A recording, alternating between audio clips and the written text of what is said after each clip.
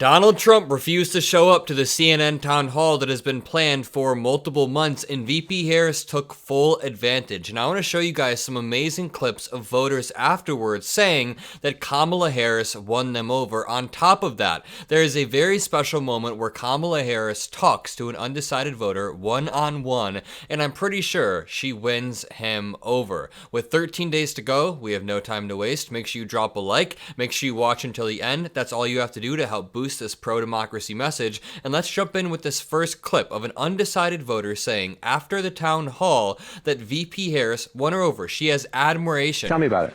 What you can. I don't want to violate your privacy or her privacy, That's okay. but to the point you can. And I really felt that, and I really, I came out of this feeling just kind of a feeling of adoration of her personally. I think personally she is a good person, and there was a nice connection, especially as a woman.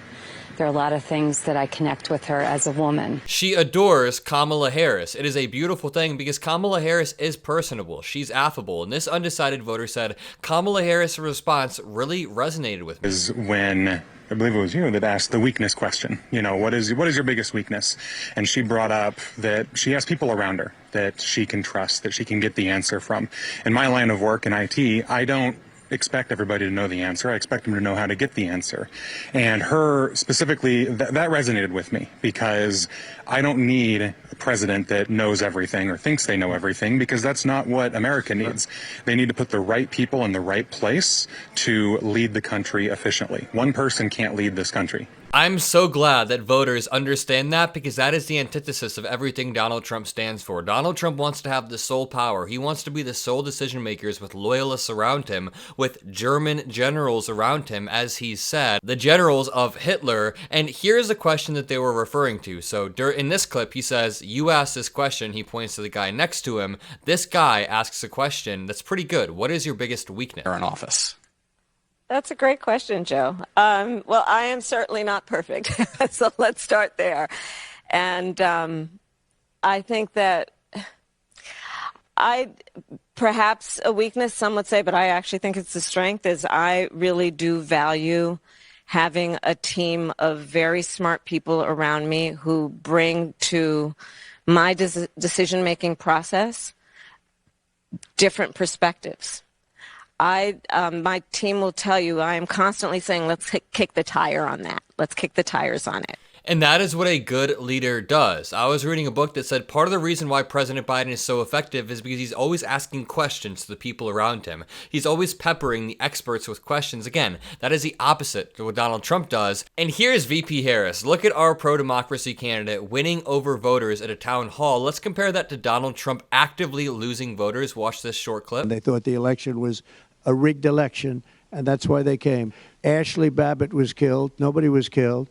There were no guns down there, but that was a day of love from the standpoint of the millions. It's like hundreds of thousands. He's like, really, bro? Thousands. It could have been the way I used the water, the sand, the mixing of the sand and the water. I mean, many different, but I've had many awards over the years for environmental, the way I've built, because you know about. All right, so people know that Donald Trump is absurd. They can feel it in their instincts. So you just have to put the two candidates side by side, and that is what Trump is avoiding at all costs. He does not. He does not want to do another debate or a town hall, and that is why I think VP Harris should go on the Joe Rogan Experience as Donald Trump is. I don't watch Joe Rogan. I think he's a little bit too much of a conspiracy theorist, and he disagrees with everybody who's on, but that would be the biggest amount of eyes VP Harris could grab in the shortest amount of time, and there's a lot of low propensity voters that don't know who exactly they should vote for, and Joe Rogan can't push back. Joe Rogan certainly can't push back harder than Bret Baier, and VP Harris rolled through Bret Baier. I want you to watch this clip of Kamala Harris speaking with an undecided voter on abortion after the town hall,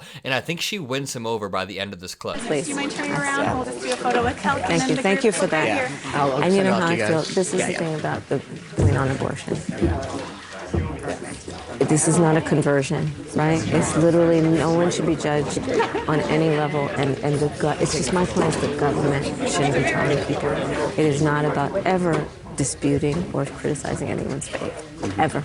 Never. You know? And that's something to talk about. Yeah. When I look at the abortion question, we talk so much about the right of the woman in those situations, but there's another person involved. Right. And that other person is oftentimes As long as it's not the government involved. And that's the point. It's just that the government shouldn't be doing that, you know? So, but I appreciate you asking your question and raising the point. Yeah, and you have a role as a moral leader, too. Yeah, that's right. That's right. So they understand, and VP Harris does a great job. There's this great communication technique that I try to employ sometimes. It's when you wrap your liberal values in more conservative rhetoric. So she says right there, none of this is about your faith. It's not an attack on your faith. It's just that we don't want the government involved in our healthcare and our reproductive rights. And they say, yeah, we don't want the government involved. That is a really good point. That is how you have to approach it sometimes. If you use too much of, let's say, liberal-coded rhetoric, it'll immediately make conservative brains shut down. But here's another clip where VP Harris is ardently saying she's not going to make any concessions when it comes to abortion. Question of pragmatism, then,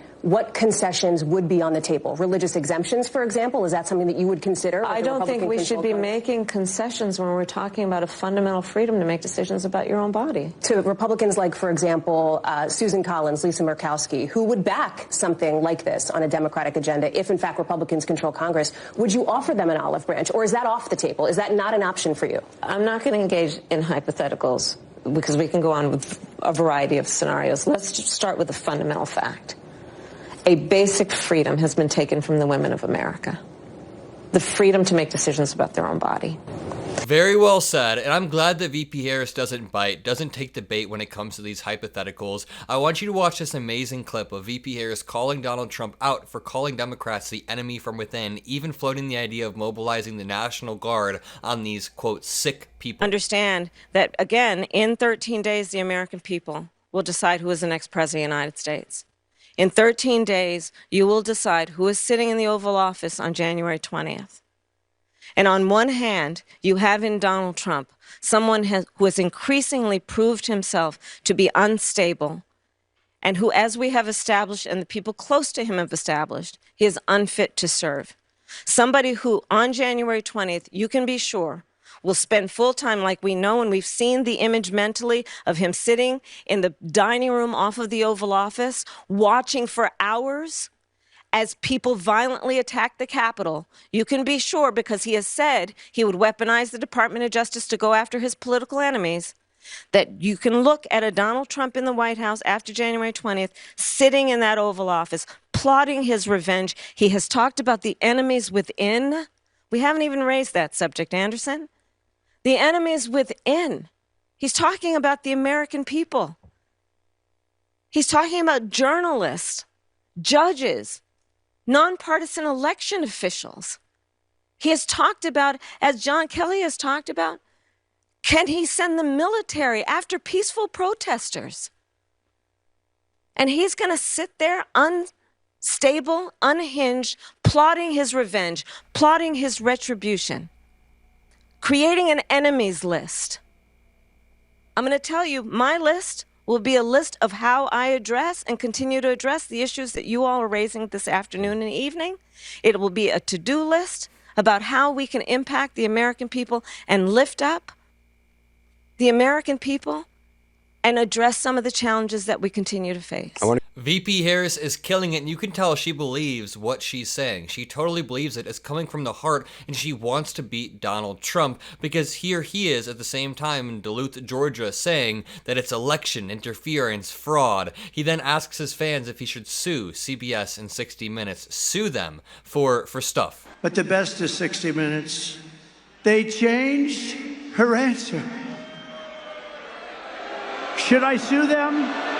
Should I sue? Should we sue 60 Minutes and CBS? Look at this crowd. Now think of Looks it. like They asked her a question on 60 Minutes, which is news. You know, these companies have to get licensed. And in the licensing, it says they have to be honest. They gave her a question. She gave an answer that was from a loony bin. What is this dude saying? She gave an answer that was from a loony bin. Now, I have a few articles that I want to run past you guys really quickly. There's one titled, U.S. Warns Musk Political Group that $1 million voter giveaway may be illegal. Yeah, no duh. A letter sent to Elon Musk's Political Action Committee from the U.S. Department of Justice warned that his lottery-style giveaway of $1 million per day to a registered voter may be illegal. And also, one more article that I want to run past you. Experts predict Trump will call the election early if he loses. Political insiders are preparing for a November scenario where former President Trump calls the election early and declares victory before the ballots are even counted, as he did last election cycle. This would not be unprecedented whatsoever. Election day has now morphed into election week because the ballots sometimes take longer to count, so who knows how Donald Trump will leverage that. Just some food for thought. Let me know what you guys think about those topics. Make sure you drop a like, make sure you subscribe. Have a great rest of your day, and peace out.